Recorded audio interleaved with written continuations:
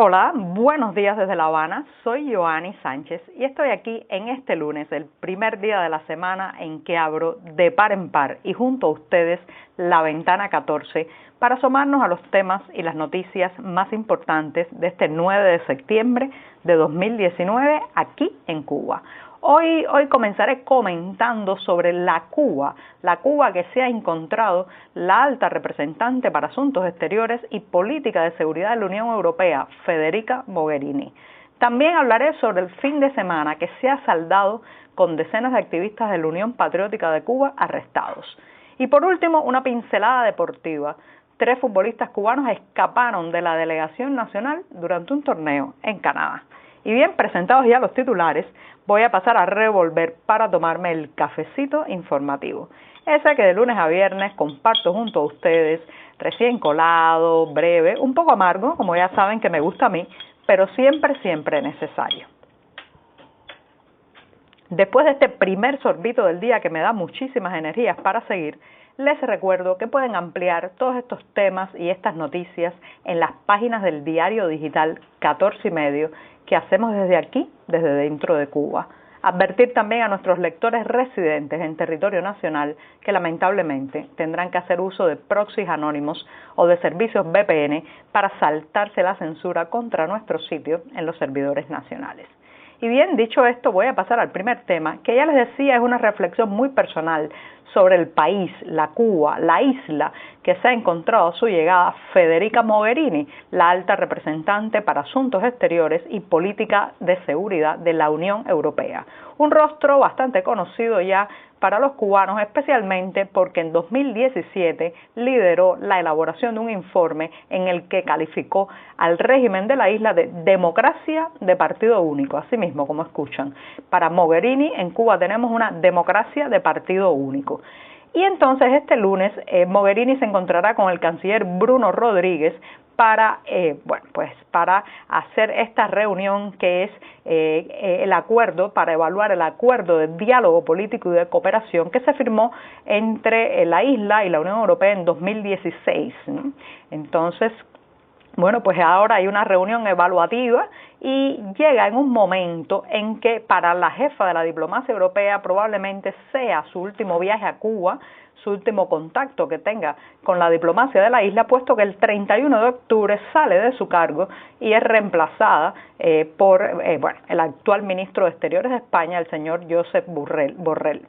Entonces, Mogherini va de salida, pero cuando llega a Cuba se encuentra que, la tarea de los derechos humanos parece que no se ha hecho. La Plaza de la Revolución no ha hecho la tarea de los derechos humanos y entonces llega en un momento en que hay una gran indignación y una gran pedido de la sociedad civil para que la Unión Europea anule este acuerdo de diálogo político firmado entre las dos partes, y ese es un pedido que se ha hecho desde varias organizaciones de la sociedad civil. Decía hace un rato, por ejemplo, el Observatorio Cubano de Derechos Humanos emitió un comunicado recientemente para pedir que en esta reunión se ponga punto final al acuerdo debido fundamentalmente al incumplimiento flagrante de los compromisos en el tema de los derechos humanos, los compromisos que contrajo el gobierno cubano pero que no ha implementado o llevado a la práctica.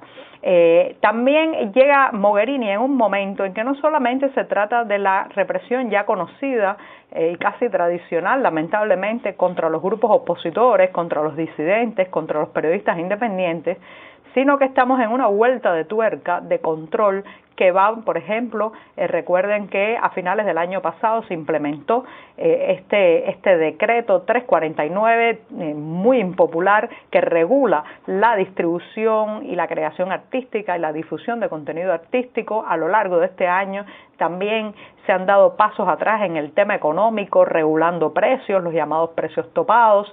Recientemente se congelaron también la apertura de nuevas cooperativas no agropecuarias.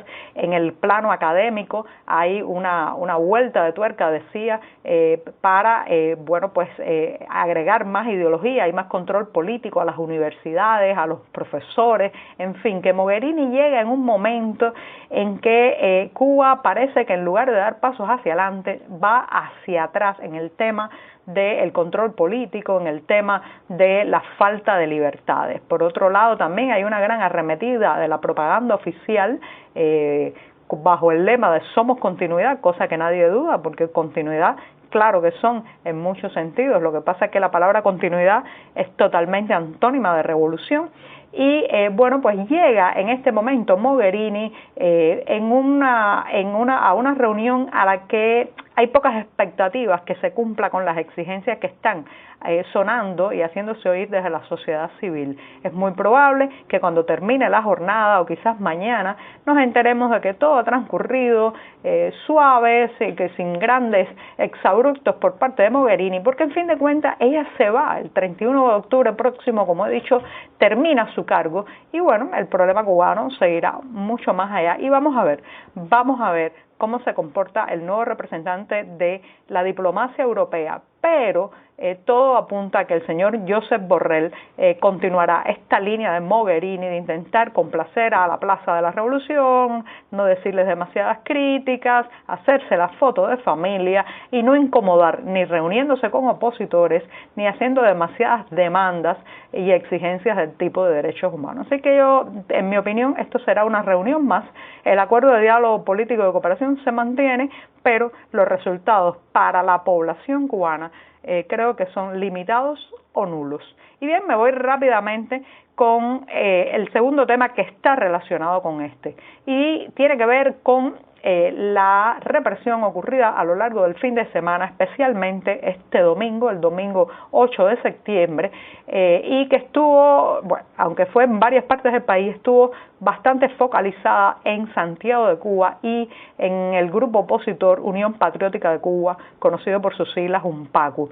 Recuerden que había habido una convocatoria por parte de UNPACU y Cuba Decide para salir ese domingo, que además era el día de la patrona de Cuba, la Virgen de la Caridad del Cobre, salir a la calle con un girasol, vestido de amarillo, para demostrar la inconformidad, para clamar también por la excarcelación de los presos políticos, para reclamar mejorías en cuanto al respeto de los derechos humanos y la respuesta institucional ha sido, bueno, pues aplastar este conato de protesta y varias decenas, no se sabe todavía el número exacto porque hay una gran cantidad de teléfonos incomunicados y activistas en paradero desconocido, pero hay decenas de opositores, miembros del UNPACU, que han sido detenidos arbitrariamente, que fueron impedidos de salir de sus casas y amenazados. Esto lo vamos a ir viendo también a medida que avance el día, habrá más detalles, pero lo cierto es que se suma al contexto adverso el que llega Federica Mogherini. Y bien, con esto me voy rápidamente a un tema deportivo que ya les avisaba.